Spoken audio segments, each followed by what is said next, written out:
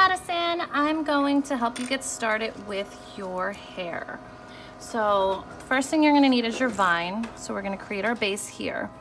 Now the sides where it's dark, that's pretty straightforward. So you're just going to, the sides, you're just going to base that. Now remember, your vine is not your final step. Okay, that's just your bottom layer. Fill that in. So the sides, again, they look pretty solid. You're going to take a blending stump, smooth that out, okay, which will lighten out that gray. And then for those parts, you're just going to then take the pencil, the compressed charcoal, and really load that dark right back on there, okay? So the areas on the sides where it looks pretty solid black for the most part, okay, you're just going to fill that black in, okay? And then, okay.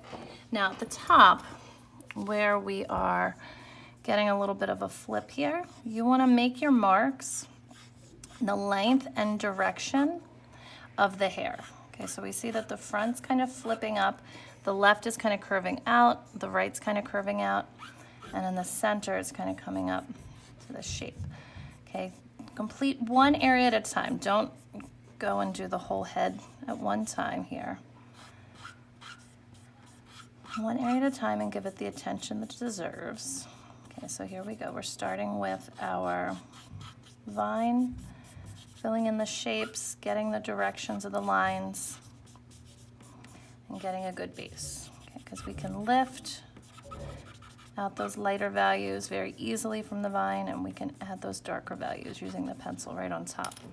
And again, when we blend the hair, everything is going in the length of each follicle, and then also in the direction that it is styled. Okay, so if I'm going to curl this up here. Okay, so the vine, when you start styling the hair, gets you a pretty good start, okay, with some texture in there. But again, that's just our start. That's not anywhere near to where we want to be. So from here on out, you're going to take your pencil, and then you're going to take your eraser, okay, and you're going to work into the darker values, and then you're going to lift, and then you're going to go back and forth a few times.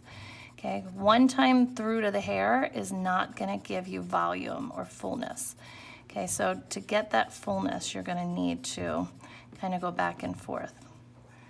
Okay, and I'm looking here where it's pretty solid dark. I'm going to really kind of load my pencil into there, let it curve up.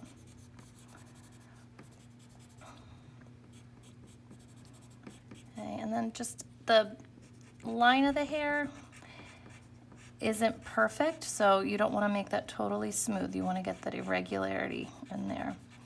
And you're just going to really take your time looking for where it's darker and lighter. And then again, when you use your blending stump, you're going to just gently sweep to soften that line. You don't want to dissolve it away.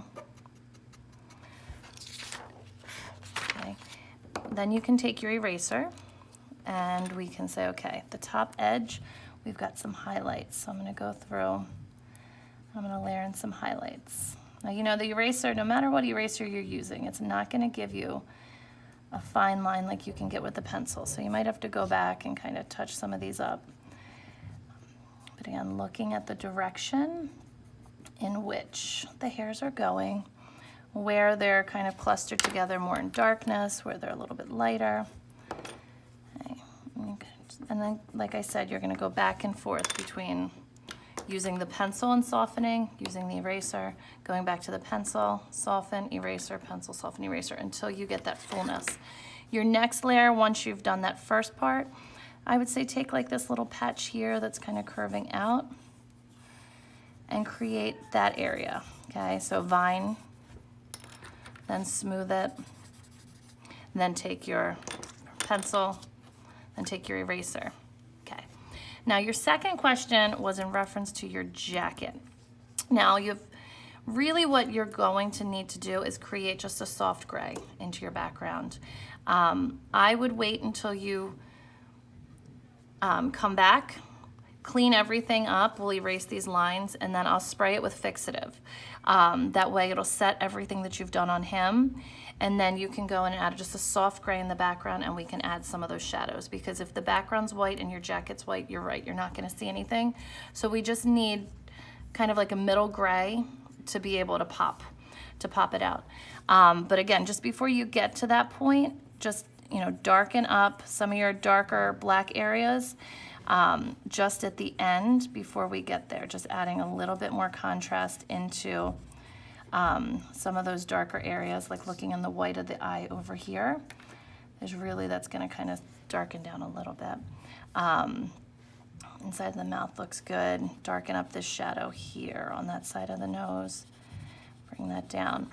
But I would wait until, again, the end, right before we set it all, to darken those up, because your hand is just gonna kind of smudge them up. So do the hair, then darken and clean up everything. We'll spray it, and then we'll add a little bit of background. Okay, hope that helps.